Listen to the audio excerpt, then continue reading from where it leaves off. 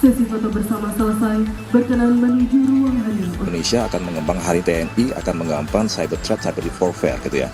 Kira-kira apa sih yang bisa kita kerjasamakan dengan JSDF? Tidak hanya JSDF, dengan negara-negara lain, kita melihat peluang-peluang itu gitu ya. Ya, tadi kan sudah saya bilang ada beberapa key points that we talk today. Ada tentang joint exercise, kemudian tentang humanitarian assistance and digital reliefs, kemudian tentang hibah dari Jepang kepada Indonesian Navy. Nah, itu adalah poin-poin yang hari ini akan kita fokuskan, akan dibicarakan antara Panglima JSDF dengan Panglima TNI, gitu ya. Pertemuan dengan Gen Makata ini beberapa waktu lalu menegaskan ada kerjasama pertahanan cyber yang akan dibangun antara Jepang dan TNI. Nah, dalam pertemuan ini juga apakah akan ada tindak lanjut, Pak, pembahasan dalam pertemuan ini?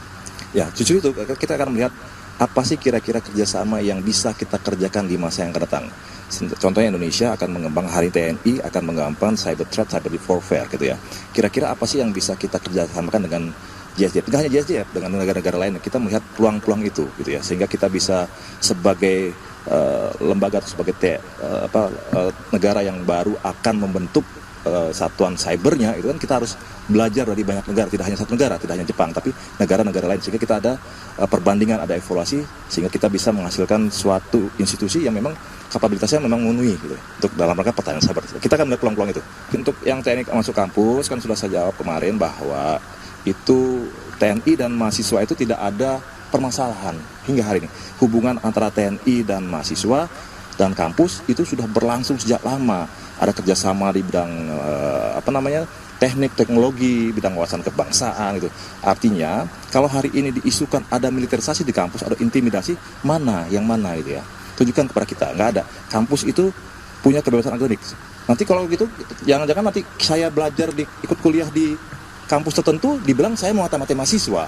Kan itu kan padahal banyak loh prajurit-prajurit kita yang sekolah itu yang ngambil S2, S3. Hari ini aku mahasiswa S3 gitu. Terus nanti kalau saya mau matematika salah lagi saya kan itu ya. Jadi kan tadi saya sudah bilang bahwa Indonesia kan negara non-blok ya. Kita bisa bekerja sama dengan mana saja gitu ya. Yang penting bagi Indonesia adalah itu memang mendukung bagi TNI, tugas-tugas dari TNI untuk menjaga negara ini gitu ya. Jadi kita bekerja sama dengan China, kita bekerja sama dengan Jepang, kita bekerja sama dengan Australia, kita bekerja sama dengan Uni Soviet misalnya, atau Rusia, kita bekerja dengan US, no problem. India misalnya, atau Pakistan, walaupun mereka sedang berperang, gak ada masalah karena kita kan hari ini posisinya adalah negara non-blok gitu ya. Jadi dengan siapa saja kita membangun kerjasama itu. Gitu. Kata seperti Pak SBY bilang kan zero enemies kan, nah gitu kan, zero enemies. Kita harus bangun teman sebanyak-banyaknya, tapi jangan sampai ada musuhnya gitu kira-kira. Kenapa?